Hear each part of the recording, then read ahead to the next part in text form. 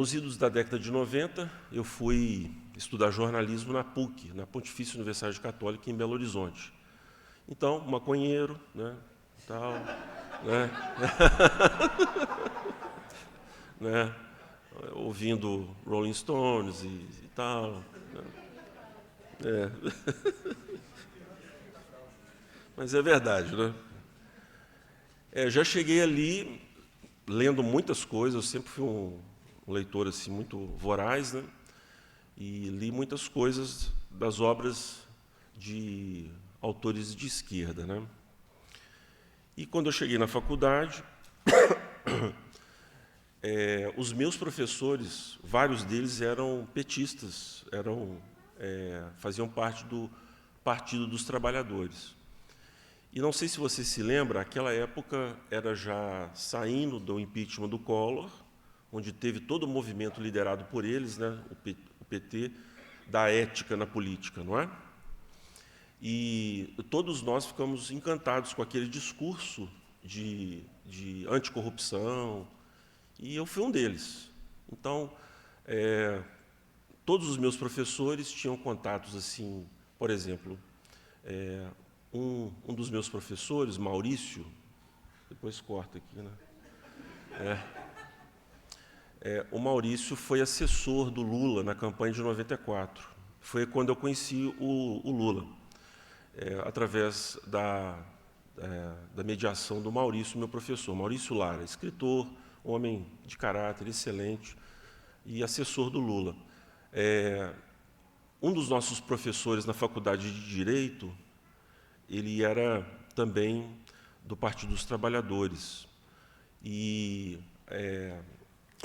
ele chamou o José Dirceu para ser um dos palestrantes também na PUC. Nessa época, a gente estava enfrentando o Plano Real e havia todo um movimento de derrubada do Fernando Henrique Cardoso, né? E aí, nessa ocasião, o Dirceu foi lá, foi também quando eu conheci o José Dirceu, que eu admirava mais do que o Lula, né? Sempre achei o José Dirceu o nosso Che Guevara, né? E tal. Ele é o gênio do mal, né? Revolucionário. Então, assim, eu conheci muitas pessoas do partido, nunca me filiei propriamente, né? Mas sempre muito próximo e lendo tudo, né, que eu podia, assim, sobre a Escola de Frankfurt, como eu mencionei aqui para vocês. E aí, em 94, eu começo a ter contato com a pregação do Evangelho. Em 95, eu já realmente estou convertido pelo Senhor, mas continuei de esquerda. Como isso aconteceu, né? É a tolerância e a paciência do Senhor. Mas algumas fichas foram caindo. Eu gostava muito do Paulo Francis, né? E o Paulo Francis, né, marxista, era um idiota, né? E ele mesmo era um trotskista, né? Então eu gostava de ler por conta da escrita do Paulo Francis. E teve um episódio que o Paulo Francis anunciou em 98 que a maior rede de corrupção que havia no Brasil, isso em 98, está na internet, mas quando eu assisti eu fiquei chocado. Ele falou que a maior rede de corrupção do Brasil era a Petrobras. E uma das causas da morte do Paulo Francis foi justamente isso, porque ele falou isso no programa Manhattan Connection, lembra daquele programa? E aí ele foi, assim, digamos, convidado a se retratar, né? a não aceitar, não dizer aquilo. E foi uma das causas que o levaram à morte, porque ele foi processado na ocasião. E aí eu comecei a questionar algumas coisas. Então, no ido de 2001, eu já tinha abandonado muitas das minhas visões de esquerda, mas ainda faltava alguns pontos a serem abandonados. Então, aborto, isso eu deixei, obviamente, desde o início. Mas, assim, reforma agrária, por exemplo, a questão da política como um todo, como que eu deveria pensar a política, isso aí foi mudando. Graças a Deus, eu pontuo aí o ano de 2002 como minha ruptura, foi justamente quando o Lula foi eleito, né? Quando o sonho virou realidade, né? Vocês choraram quando o Lula foi eleito, né? Eu sei disso, né? Então, assim, né, a minha história é uma história de duas conversões. O presbítero Jefferson brincou, mas é verdade, presbítero. Né? Foram duas conversões, a Cristo e o ajuste, né, da visão de mundo cristã na questão da área da política e tudo mais. Então, um breve relato aí. Né? Muito bem. Vamos abrir em Gênesis, capítulo 11.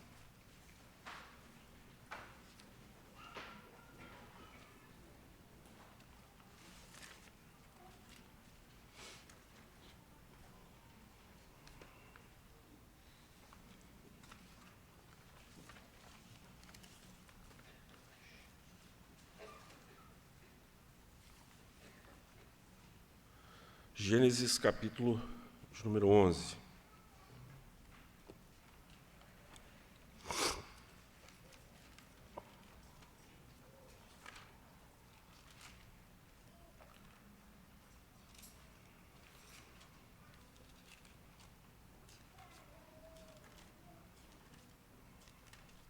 A partir do versículo 1, eu vou ler até o versículo de número 9. Diz assim a palavra.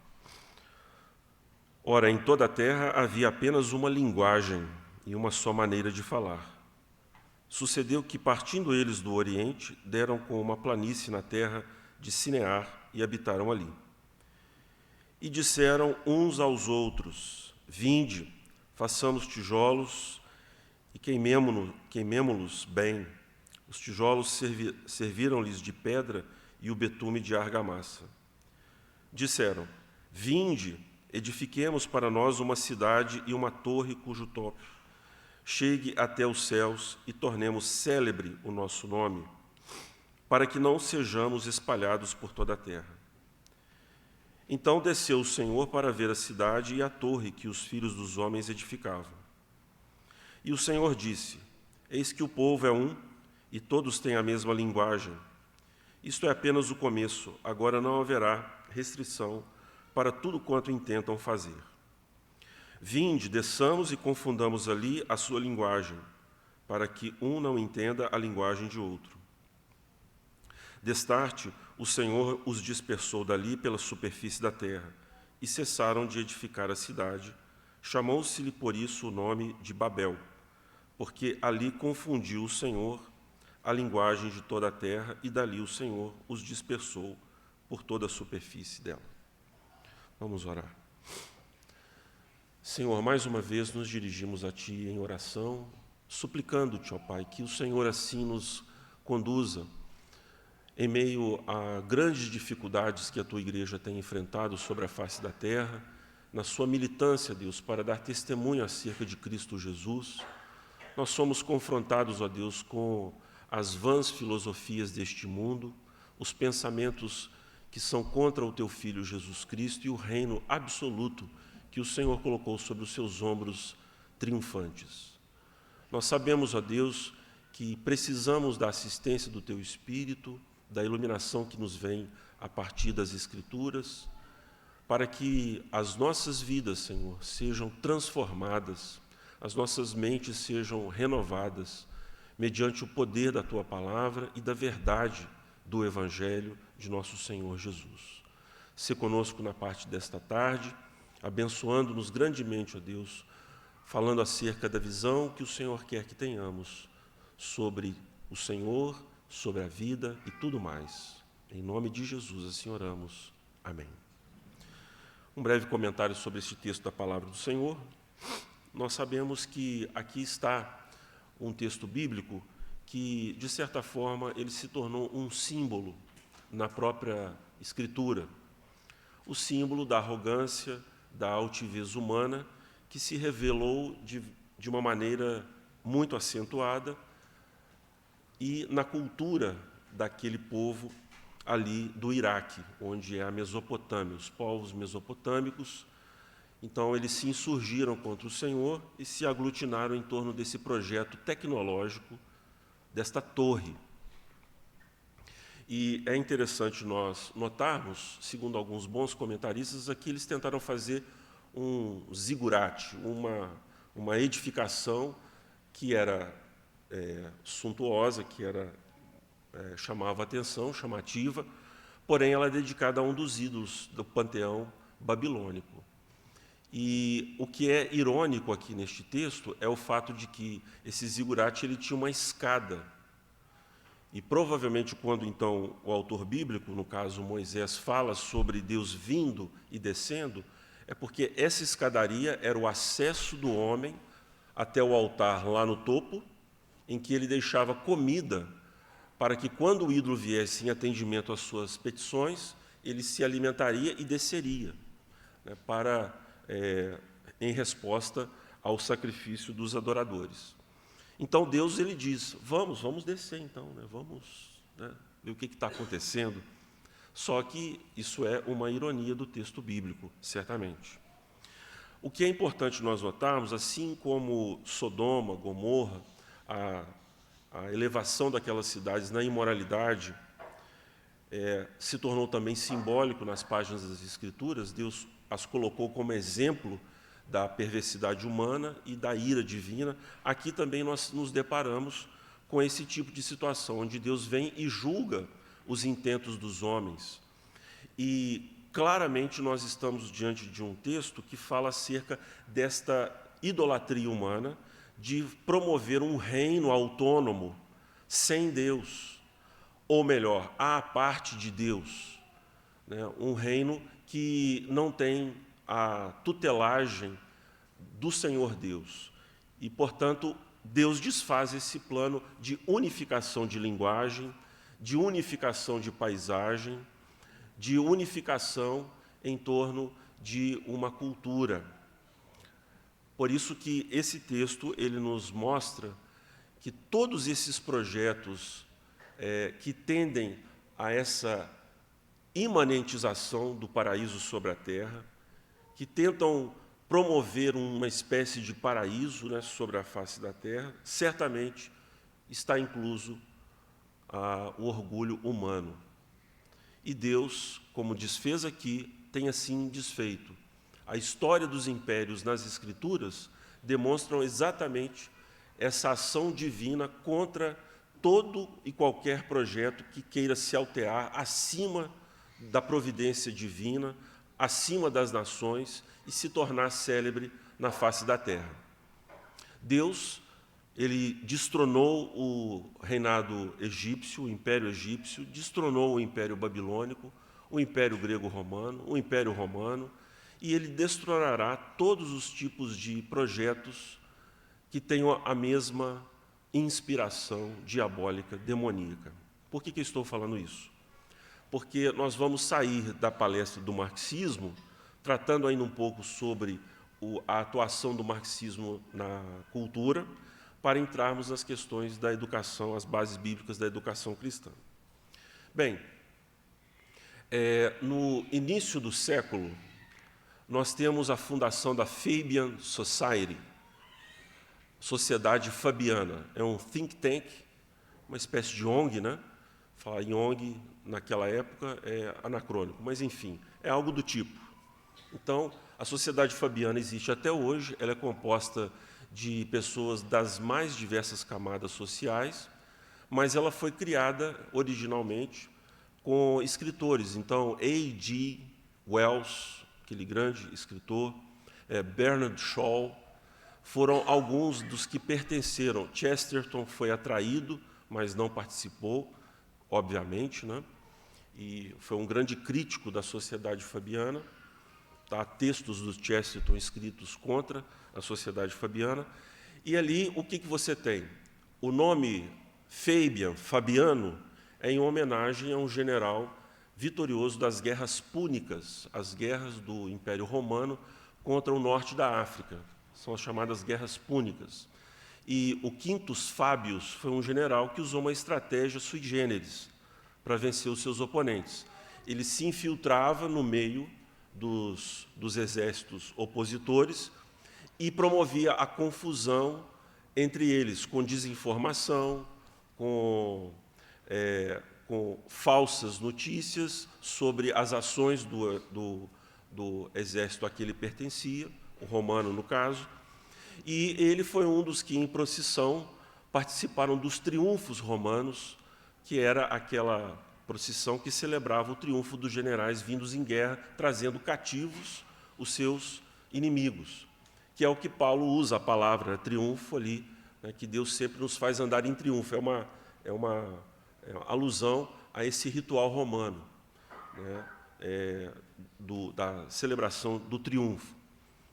Então, esse nome, vejam, ele foi adotado pela sociedade fabiana. E o que Fábius fez, né, foi exatamente o que a sociedade fabiana vem fazendo até hoje. Ela tem estreitas ligações com o Partido Trabalhista inglês e desenvolve estratégias. Você pode visitar o site depois em casa e vai ver quem são os mantenedores, as pessoas que estão sob a influência da sociedade fabiana. Assim como a sociedade fabiana, existiram outros grupos que aplicaram, né, o casal Eugene Webb e Sidney Webb são os iniciadores da sociedade fabiana. E eles, então, trataram de se infiltrar nas diversas camadas da sociedade, e entre eles é a educação. Não é? Então, a Conspiração Aberta é um livro escrito por A.G. Wells, foi publicado esse livro já. Nele, ele diz sobre a ocupação das escolas, para justamente promover essa cultura revolucionária. Então, nós não estamos falando de revolução em termos de um assalto ao poder vigente, mas nós estamos falando de uma ação subversionista, insólita, não tanto aparente, gradual, em que não se sabe exatamente quando isso oportunizará uma revolução de assalto, se é que vai haver necessidade de ocorrer. Mas a ideia é esse microwave communism, né, o comunismo micro-ondas. É colocar o sujeito, aí ele sai dali, eu sou um comunista, né? Então, ele é aquecido pelas essas influências que são invisíveis, indiscerníveis aos seus olhos, incautos, e quando vê, a pessoa passa a reproduzir na sua forma de falar, por exemplo, né? Vocês falam ressignificar, né? Nós temos que ressignificar. Gratidão, né? Gratiluz, gratitude. Então, assim, a pessoa vai falar gratidão, né? Gratidão é gratidão a alguém. É gratidão por quê? Né? Então, esses sentimentos difusos, né? Essas atuações, tudo isso aí, a gente vê essa mudança de vocabulário por conta dessa influência comunista que agora não quer a luta armada, mas tem como ação revolucionária essas infiltrações. A Escola de Frankfurt, nós não precisamos aqui adentrar muitas coisas, né? Mas, por exemplo, O Homem Unidirecional, que é um dos livros importantes de Herbert Marcuse, foi patrocinado a sua publicação pela Fundação Rockefeller. Então, nós temos as fundações presentes hoje no mundo que, de alguma forma ou de outra, não é que eles fecham questão com a agenda marxista, eles se distanciam, se aproximam, porque são categorias de elites que desejam influenciar a sociedade para controlar a sua produção. Então, são metacapitalistas, né? Eles querem controlar todo o processo produtivo. Eles não têm como arriscar devido às suas fortunas, não querem correr riscos como, naturalmente, qualquer pessoa que está no mercado deve correr. Então, se há uma planificação marxista, perpetrada por um partido de esquerda, há também a possibilidade, os capitalistas entenderam isso, de uma planificação através de um número exíguo de homens para controlar a economia. E eles, geralmente, também são de esquerda, ou às vezes não. Mas esses grupos se notabilizaram se organizaram, porque eles têm muitas coisas em jogo e não dá para ficar esperando a política decidir o que eles querem, ou tentar influenciar. Não, eles querem ter controle. E isso tem acontecido cada vez mais. Então, você vê o Clube Bilderberg, né, muito famoso aí, tem a página, tem um site, né, vocês podem visitar, para vocês terem uma ideia. Tem gente que acha que isso é teoria da conspiração, mas não é, são fatos. Eles dizem que vão fazer e fazem, né? Então, um dos encontros do grupo Bilderberg, se não me engano, em 2014 ou 2016, agora me foge a memória, havia lá os temas que eles vão focar. É um grupo de ricaços que se reúne na Holanda, né, em outros lugares também. Então, o Bill Clinton participa, o príncipe da Holanda, são pessoas endinheiradas, né, que se reúnem e formam esse clube. Geralmente são maçons, né, de grau 333, né, são maçons que se reúnem, e a própria maçonaria, que é essa do lado da sua casa, não sabe exatamente para onde vão esses rumos. Mas o grupo Bilderberg ele se reúne de tempos em tempos para a definição de uma agenda de influência global. Então, você vai ver, pode escrever o que eu estou dizendo. Você lê a agenda e confere a realidade. Você vai perceber diversas ondas.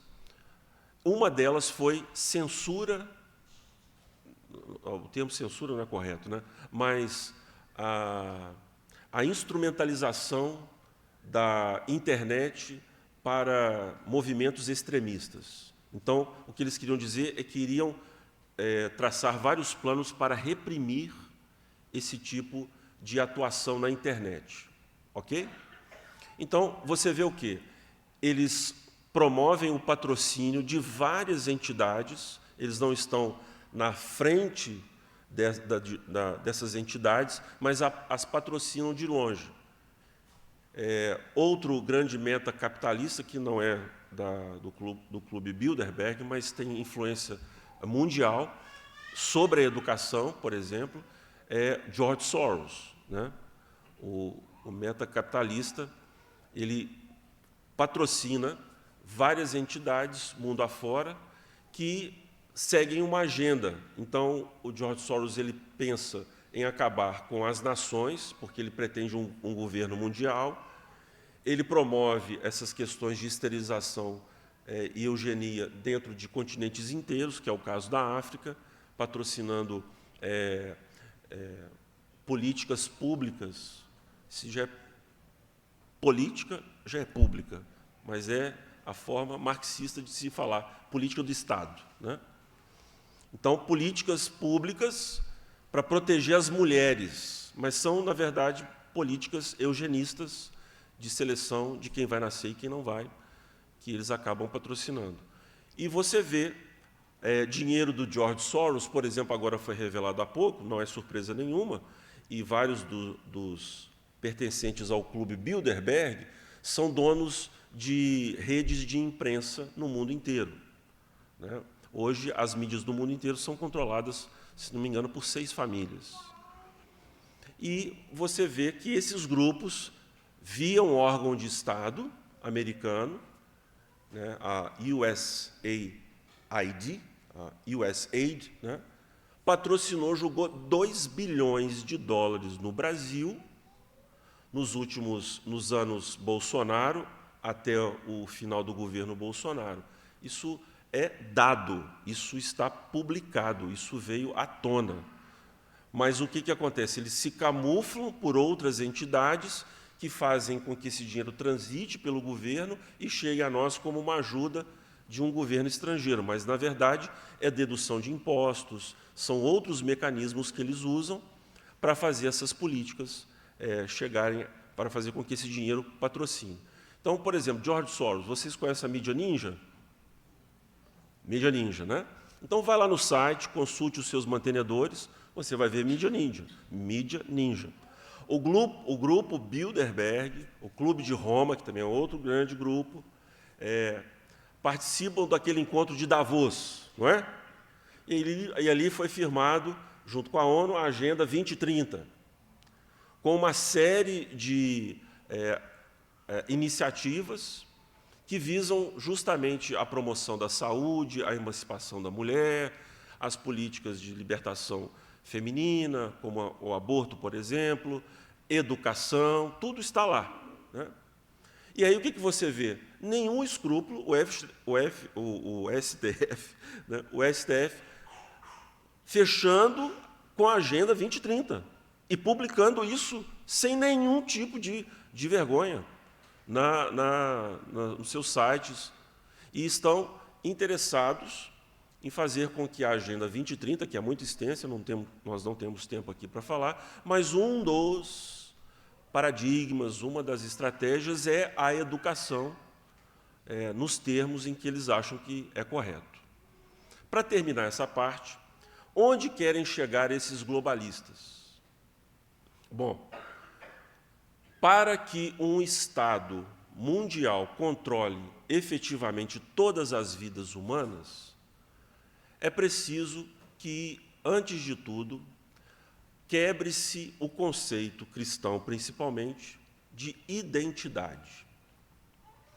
Então, a quebra da excepcionalidade humana, que é algo fixado lá no Éden, a derrubada do conceito lógico estabelecido por Deus no Éden, quanto às identidades por ele criadas, é uma parte integrante do domínio que deve ser exercido em escala mundial por esses grupos.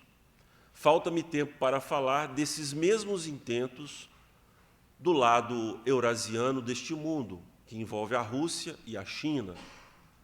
Faltará tempo para falar sobre o estado panóptico, que Michel Foucault disse que haveria de acontecer, criticando, mas, na verdade, falando que esse era o projeto, né?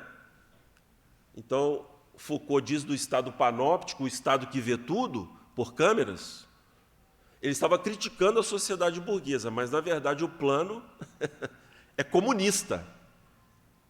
É comunista. E a China, pasmem os senhores, né? Já está monitorada com mais de 600 milhões de câmeras. E o STF disse que isso é um exemplo, não é?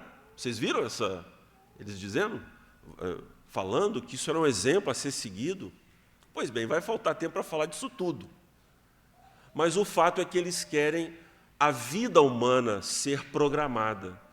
E o fim último é o seu corpo. O seu corpo não pode te pertencer. Ele precisa ser definitivamente planejado por um Estado. É, sim, o admirável mundo novo de Aldous Huxley. Então, o que é necessário para se chegar a esse ponto da transhumanidade? Eu estava falando com o pessoal aqui, Ray Kurzweil, que escreveu A Singularidade, isso está dito lá, é projeto, não tem problema. Ele diz que há 3 vetores na expansão tecnológica: processamento, armazenamento e transmissão. São os 3 vetores. Com a física quântica, nós não temos exatamente o limite disso. Hoje você pode armazenar muitos dados, transmiti-los numa velocidade impressionante, não é?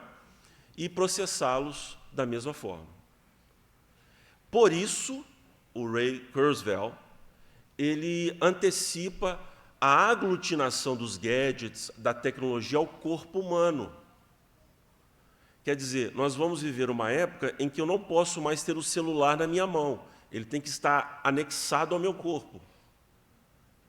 Não sei se você viu aquele filme Minority Report, né? Nós temos lá essas coisas. Hollywood é mestre para antecipar coisa que eles sabem que vai acontecer daqui a alguns anos, né? Para atingir o nosso imaginário, e a gente fala, olha, que legal, né? Mas é isso, né? Então, a ideia é de controle absoluto sobre o corpo humano, para que haja esse controle, existe uma política que agora serve a esses intuitos, que é as políticas identitárias. Então, quando eu chego diante de uma pessoa vestido de mulher, sendo um homem, não é só um impacto moral. E a igreja, infelizmente, cai nessa armadilha.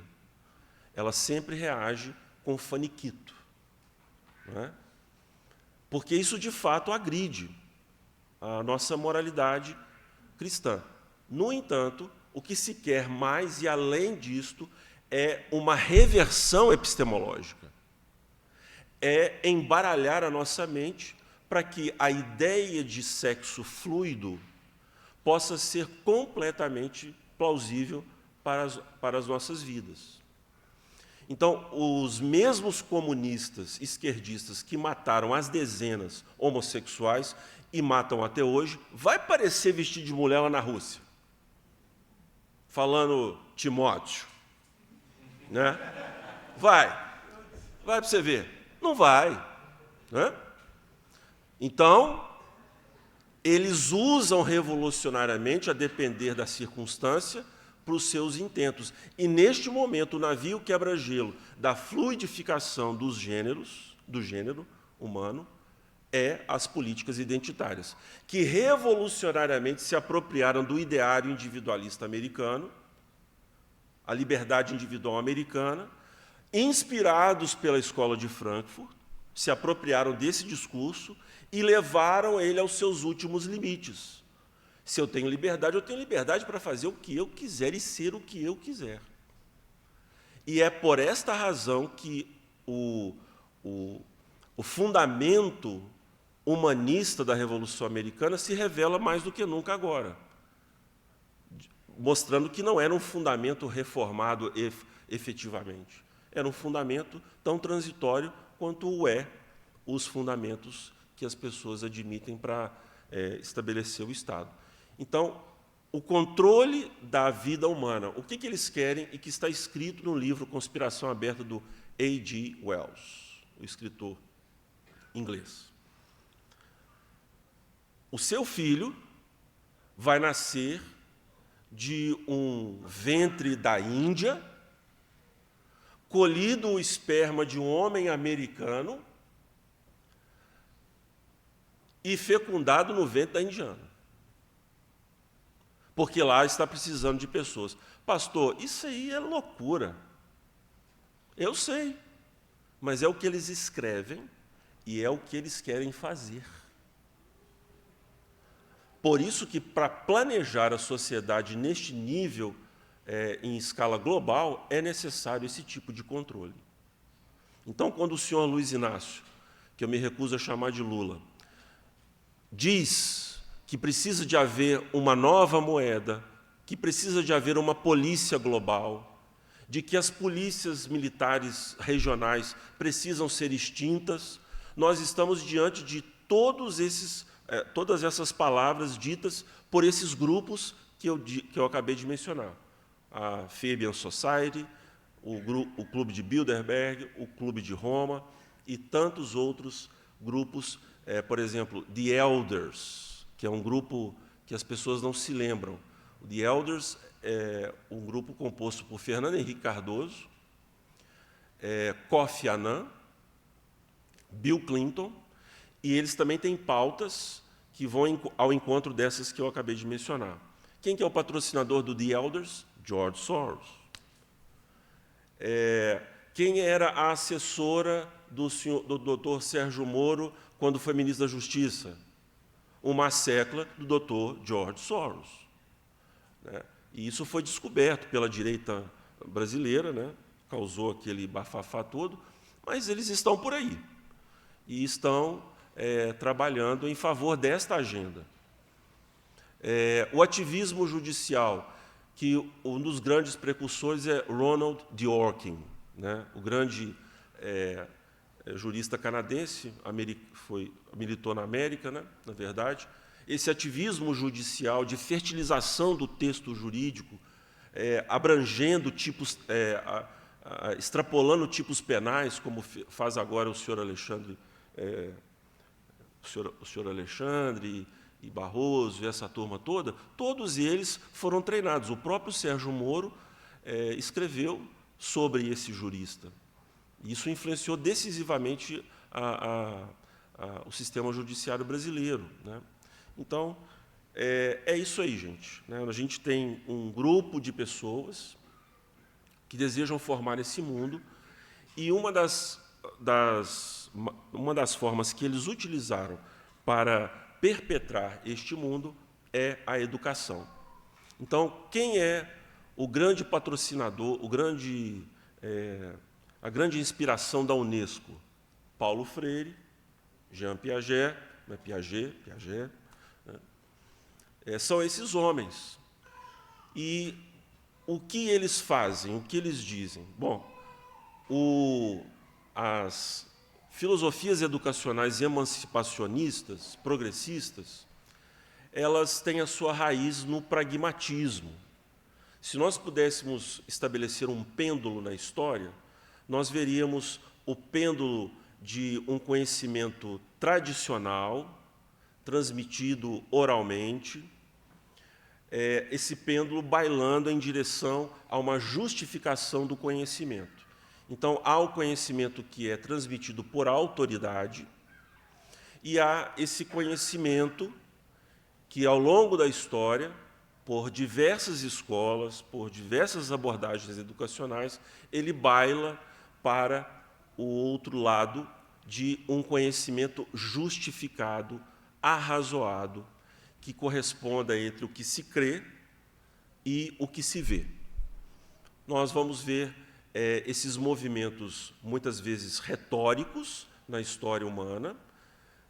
Por exemplo, a escola socrática, a escola que deu ênfase a esse conhecimento justificado, nós vamos ver, subsequentemente, essas escolas de filosofia dando lugar a escolas retóricas, como, por exemplo, os sofistas. Lá no escolasticismo, nós vamos ver o intento escolástico de apropriação da filosofia aristotélica, de justificação do conhecimento, da piedade agostiniana, de justificação do conhecimento realista de Agostinho, influenciado por Platão.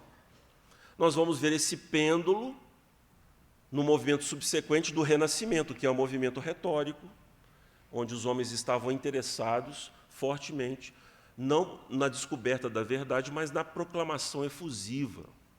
Não é que há um descolamento da verdade, mas eu quero que vocês entendam que há esse pêndulo. Quando nós chegamos na época da Reforma, nós temos uma ruptura, em certa medida, com essa escolástica tomista, essa escolástica, em algum ponto dela, que conflita com as Escrituras, é um assunto demasiadamente longo para tratar, mas nós vemos essa abordagem da justificação do conhecimento, com base nas Escrituras, mas um movimento pendular reacionário a isso também, no próprio movimento da Reforma. Então, nós nos deparamos com João Amós Comênios, né, que é tido como o pai da didática moderna. Ele escreveu Didática Magna, que é um livro-texto importantíssimo para muitas pessoas, e ele figura entre os grandes homens que a Unesco, esse braço da ONU que cuida da educação no planeta, como um herói, um grande herói. Mas eu quero que vocês saibam, e há um livro escrito sobre isso, publicado pela Monergismo, que mostra... Estava aqui agora, quem comprou o livro? Como é mesmo o título, por favor?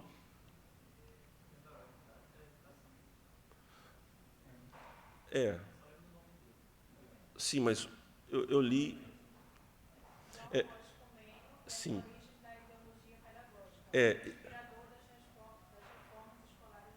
Irmãos, esse livro aí é importantíssimo. Todos devem ler, porque quebra um mito em torno da figura de Comênios, que é propagado sem um conhecimento histórico e as vinculações políticas que Comênios tinha. Então, Jean-Marc Berthaud é o autor, ele é um reformado francês e escreveu esse livro fazendo o rastreio, né, histórico da figura de Comênios. E nós vamos ver, nesse livro, vai falar das associações de Comênios com a Fundação Rosa Cruzista.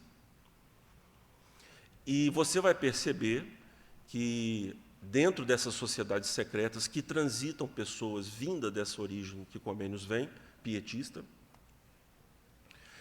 você vai ver esse intento de formulação de um sistema educacional de massas que consiga atingir uma multidão de pessoas. A ideia é de que o homem é como uma planta. Se nós, então, adequadamente regarmos este homem, municiarmos de ferramentas, vai florescer dali um Machado de Assis, por causa dessa visão antropológica que a didática moderna, a pedagogia moderna tem. Então, a ideia de Comênios, ela perpassa ao longo dos séculos e atinge Jean Piaget, atinge Paulo Freire, atinge John Dewey. Todos esses homens são pragmáticos. Eles entendem que a absorção do conhecimento só se justifica mediante uma praxis, uma prática. Em outras palavras, o fato de agir é sempre preponderante em detrimento do fato de pensar. Só que as consequências desse pensamento são devastadoras para o próprio processo de educação. Vou aqui exemplificar da seguinte forma. Nós estamos vendo aqui uma cadeira, não é? Vocês estão vendo aqui um homem aqui, né? Mas a concepção pragmática filosófica de movimento e do mundo não nos faz admitir que o conhecimento que passa, a visão que tenho desta cadeira, quando ela me atinge na mente, já não é mais a mesma.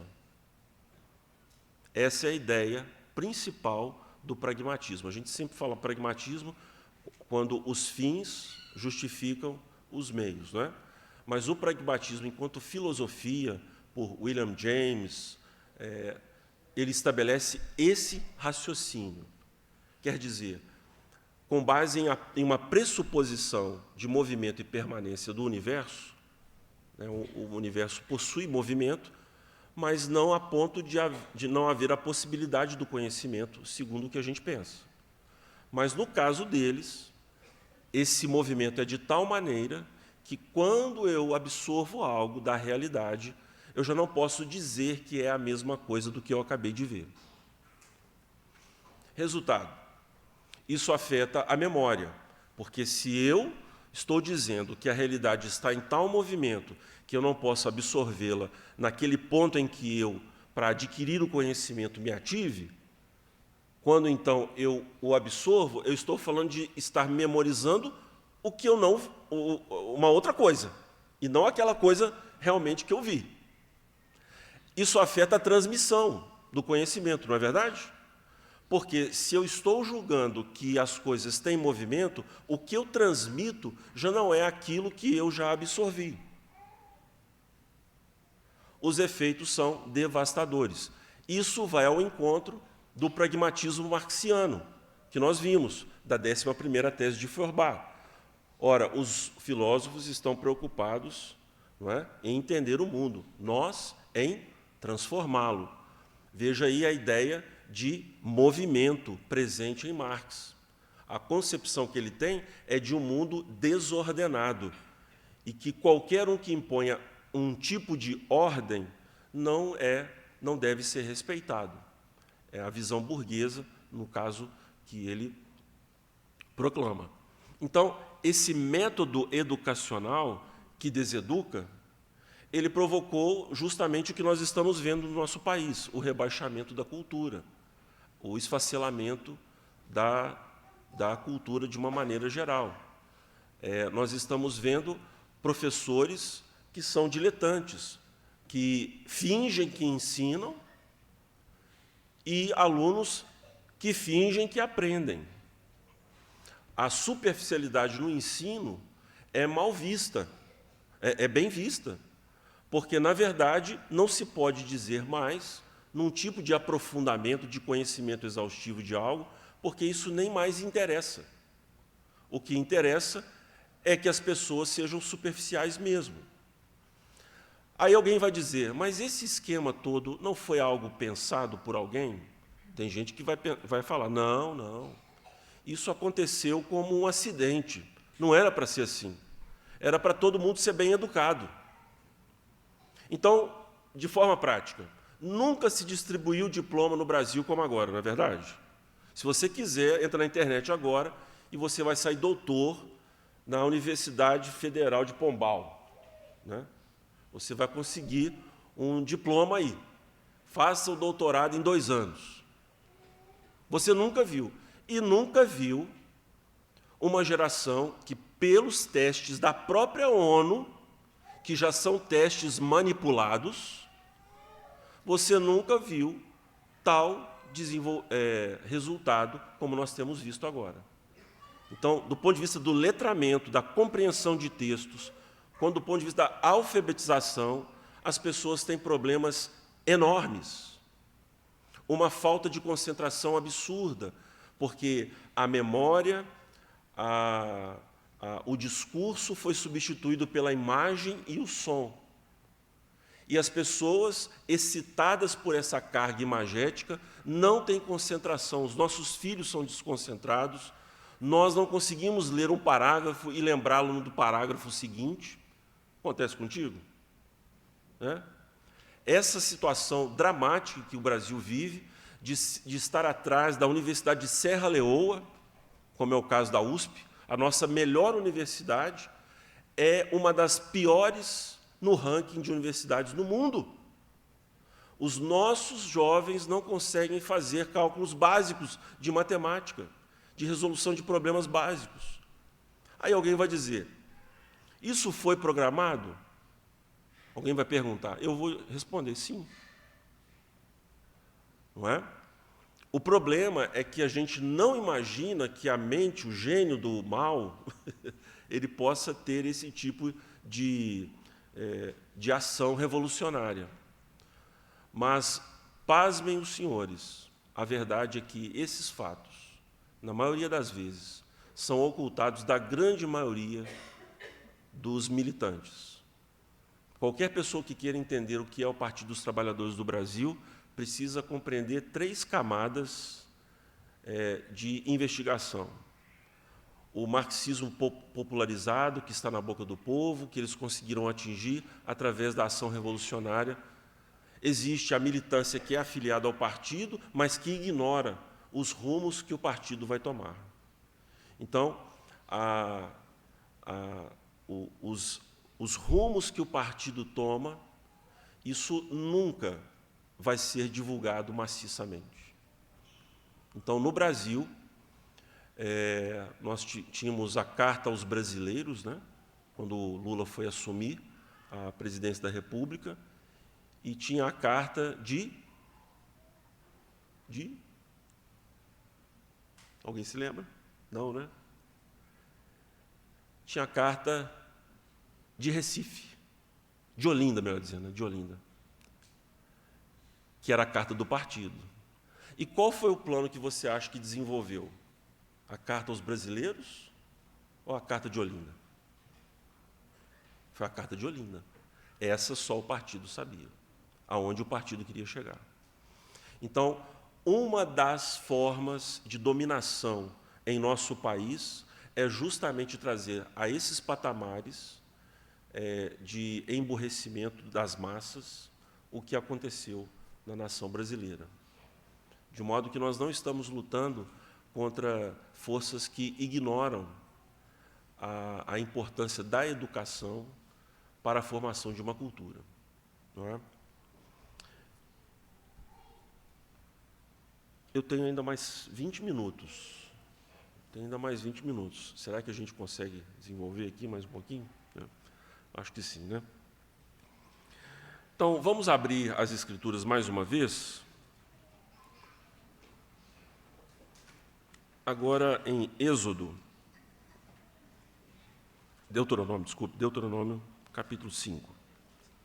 capítulo 6, Deuteronômio 6.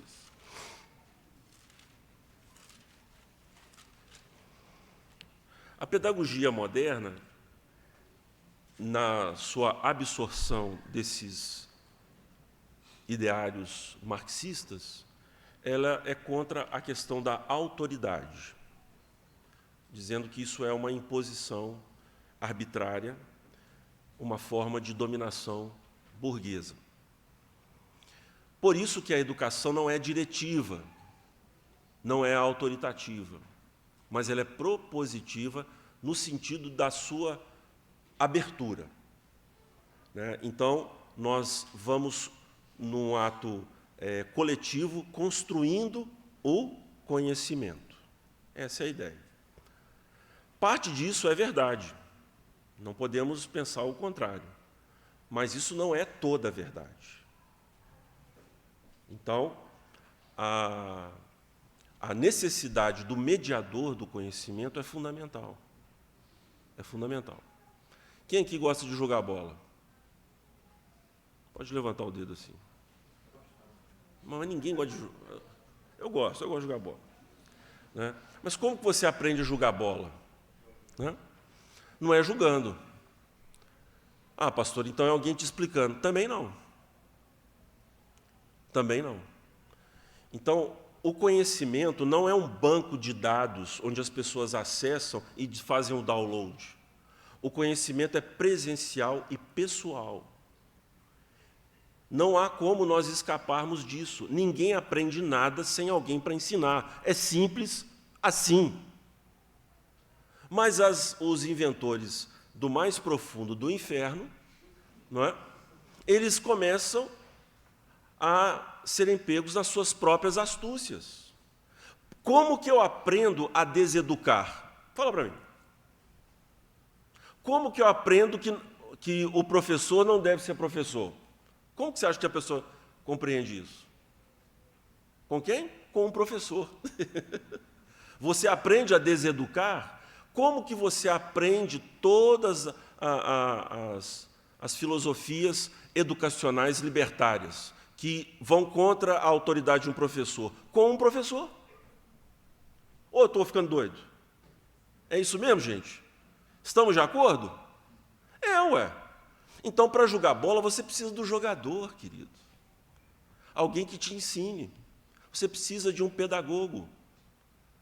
Quando, então, Filipe é levado, trasladado pelo Espírito de Deus para falar com o eunuco, o servo da rainha de Candace, da Etiópia, qual foi a palavra? Entendes o que lês?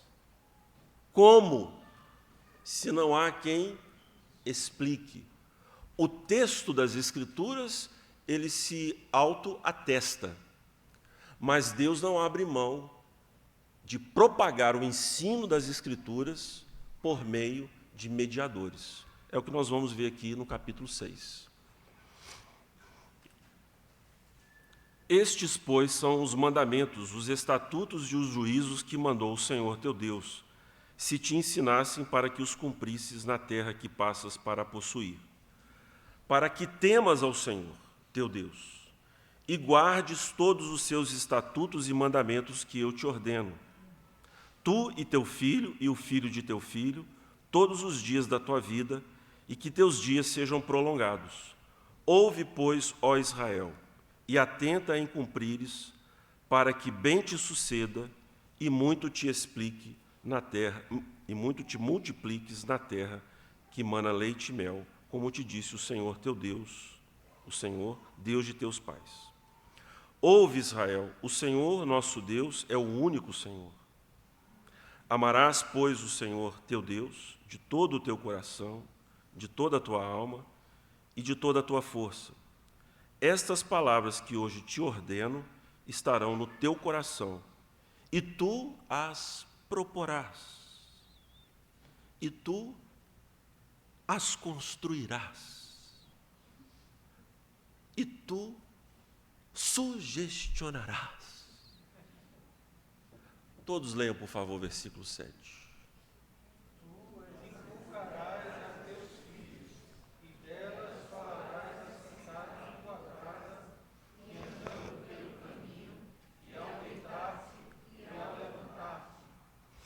Então, só mais um versículo aqui. Também as atarás como sinal na tua mão e te serão por frontal entre os olhos, e as escreverás nos umbrais de tua casa e nas tuas portas. O que nós vemos aqui nesse texto das Escrituras? Nós sabemos que Deuteronômio ele foi escrito para a segunda geração dos israelitas, que eram filhos da primeira geração que saiu do Egito. Então, a primeira geração dos israelitas foi prostrada pelo Senhor no deserto, e agora, então, Deuteronômio, essa conversa ao pé do ouvido, em que Moisés repassa os mandamentos da aliança para o povo de Israel, ele, então, fala sobre essa obediência que o Deus dos pais deles exigia de cada um daqueles israelitas. E o que nos chama a atenção é o fato de que Deus propõe aqui, irmãos, uma transmissão de um conteúdo em que os pais deveriam assumir a responsabilidade sobre essa transmissão. De sorte que a responsabilidade dos filhos, dos pais, é quanto à obediência dos seus filhos. Isso é intransferível. No entanto, quando nós começamos a refletir em Gênesis, no capítulo 1, nós vemos 3 mandatos que são dados lá para o povo de Deus, que os teólogos chamam de mandato cultural, social e espiritual, refletidos em 3 instituições. Vamos lá ao texto bíblico, em Gênesis 1. Em Gênesis 1. Quando nós nos deparamos com esses 3 mandatos, o social tem o casamento por instituição que o reflete, né? O sábado, o mandato espiritual, né? E o mandato cultural, nós temos o trabalho, que o Senhor Deus designa a todos que assim façam.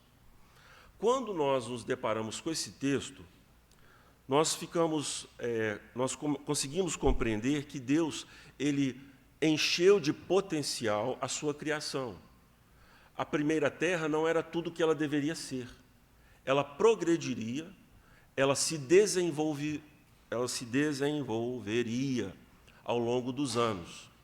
Este projeto, se podemos assim chamar, de expansão do reino de Deus sobre toda a face da terra, tinha como molas propulsoras, por meio da família, esses 3 mandatos.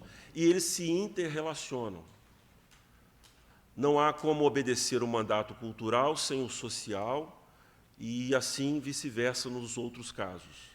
Todos eles dependentes do mandato espiritual. Deus quer que o homem, em teorreferência ao seu ser, quer dizer, sempre em todas as ações ele está diante de Deus, e ele deve fazer tudo à luz do seu Criador. Ele deve trabalhar, ele deve fazer cultura e ele deve se casar, criar famílias. Mas tudo isso envolvido com um potencial enorme, gerando, obviamente, através deste meio orgânico, que é a família, níveis de civilização cada vez mais complexos. Então, o que nós podemos distinguir da autonomia humana quanto ao projeto divino é exatamente este aspecto. Enquanto o homem pretende de forma autônoma, automatizante, de forma meramente por força própria, através da sua justiça, ele quer produzir esse tipo de ambiente sobre a face da terra, Deus, por sua sabedoria, graça e poder, faz com que esta situação aconteça de maneira orgânica. Isso significa que tudo aquilo que a Terra tinha de potencial seria, então, explorado pela raça humana, se desenvolvendo em famílias, em clãs, em tribos, em nações. E essa organização civil nós podemos observar ao longo das Escrituras. Deus retoma aquilo que preconizou com Adão, levando-o a constituir uma família, se insurgir contra o plano de Babel. Então, lembre-se lá do texto que lemos em Gênesis 11, que o povo queria fazer célebre o seu nome. No capítulo 12 de Gênesis, nós nos deparamos com o desígnio de Deus com Abraão para fazer célebre o seu nome, através do nome de quem? De Abraão. Então, Deus usa as coisas que não são, aquelas que para os homens são frágeis, e no caso, um homem velhinho, senil, com a sua esposa, estéril, seria o modo como Deus ia subverter toda a sofisticação que Babel apresentou contra Deus. E esse plano glorioso de Deus, que se desenvolve em Gênesis, tendo o homem como um ser extremamente frágil, como o Salmo 8 nos fala, Deus faria algo portentoso, entre eles o fato de ter dado a imagem do seu ser ao homem, coisa essa que ele não fez com os anjos. Então veja a dignidade humana e a glória que cerca a humanidade. Todo esse potencial seria desenvolvido através da formação de uma cultura, e essa cultura é uma cultura religiosa, não no sentido de que cada parte dela é um tipo de rito religioso, mas é que cada porção dela está envolvido no louvor a Deus, de maneira que todo o serviço que os homens prestam, eles redundam em louvor para Deus. É aquilo que Paulo ensina aos coríntios, né? Tudo que for feito, seja feito para a glória de Deus. É o versículo que marca a reforma. Então, o que eu quero mostrar para os irmãos nesses mandatos aqui? Veja bem, capítulo 1, versículo 28. E Deus os abençoou e lhes disse: sede fecundos, multiplicai-vos, enchei a terra. Agora, atenção, sujeitai-a e dominai sobre os peixes do mar, sobre as aves dos céus e sobre todo o animal que rasteja pela terra. Bem, esse domínio, essa sujeição, que no texto hebraico que aponta para o funcionamento, como as coisas se ordenam, como elas apontam para esse grande objetivo divino final, para enaltecer o seu nome, tudo isso envolve educação, tudo isso envolve transmissão de um conhecimento. Não é sem razão, por exemplo, que nós vamos nos deparar com o capítulo 28 de Isaías, não temos tempo para examinar esse texto, mas lá você vai dizer que o homem que lavra a terra, o homem que fertiliza a terra e o modo como o homem realiza o trabalho da agricultura, é Deus que o ensina. É Deus que o ensina. Aí um grande texto que prova a ação da providência de Deus no controle da raça humana. O texto, por exemplo, de Atos dos Apóstolos, em que Paulo fala sobre aos atenienses que nele nós nos movemos e existimos. Ora, isso tem que englobar a própria educação, porque qual é a forma do estabelecimento da existência humana sem que haja a transmissão de um conteúdo para uma outra geração e assim sucessivamente? Como que a existência seria possível? Nós teríamos que resetar tudo quando você nasce?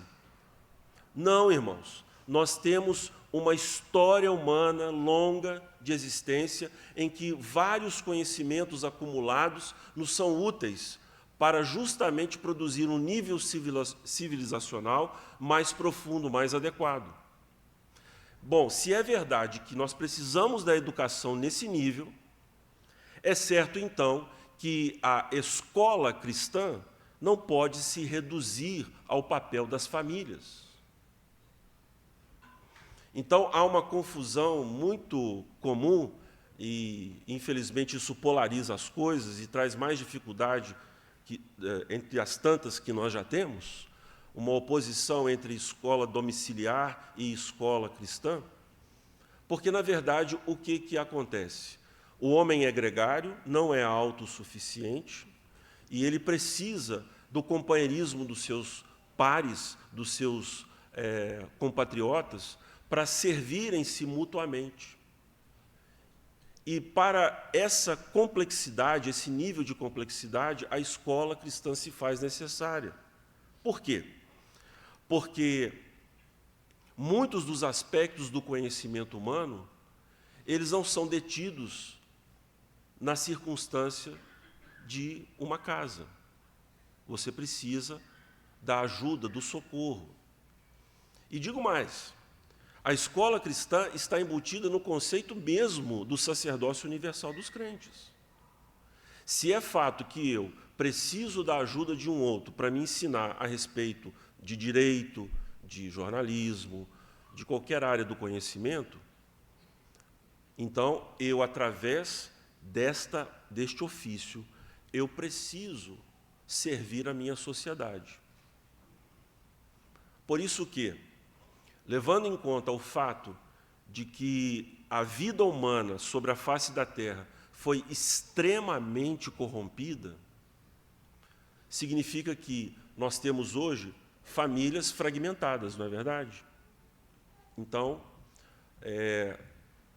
o nosso contexto de vida hoje na face da Terra, no Brasil não é diferente, nós temos mães solteiras. Nós temos filhos criados por avós.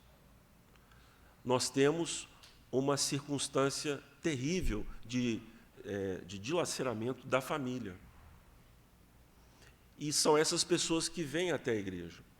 A solução que, infelizmente, na história da igreja ocorreu foi abandonar o evangelismo de famílias, no desejo de reestruturá-las, para um evangelismo infantil, é o que o metodismo iluminista nos legou.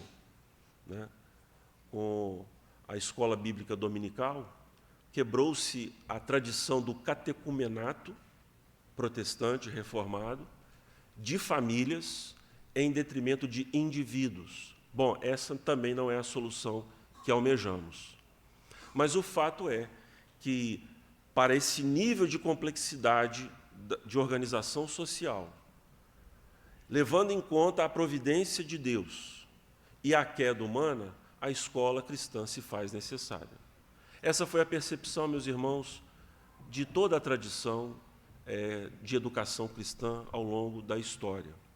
Então, você vai, por exemplo, eu estou correndo aqui, não é? Lá no texto de Atos dos Apóstolos, no capítulo 20, diz o apóstolo Paulo que ele parou de discorrer, capítulo 18,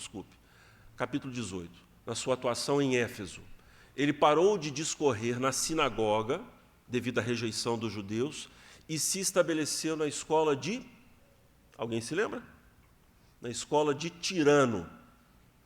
Então, ali nós vemos que o arranjo sinagogal, paroquial, que ganhou terreno na época, por exemplo, do exílio e do pós-exílio, uma vez que os israelitas não tinham mais Jerusalém para cultuar, o culto foi se dispersando no arranjo sinagogal.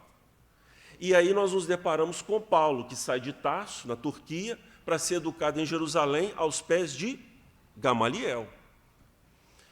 Paulo diz que a lei nos serviu de aio, pedagogo, evocando a figura dos pedagogos, que faziam parte da formação da paideia grega e que foi absorvida pelas escolas no início da era cristã.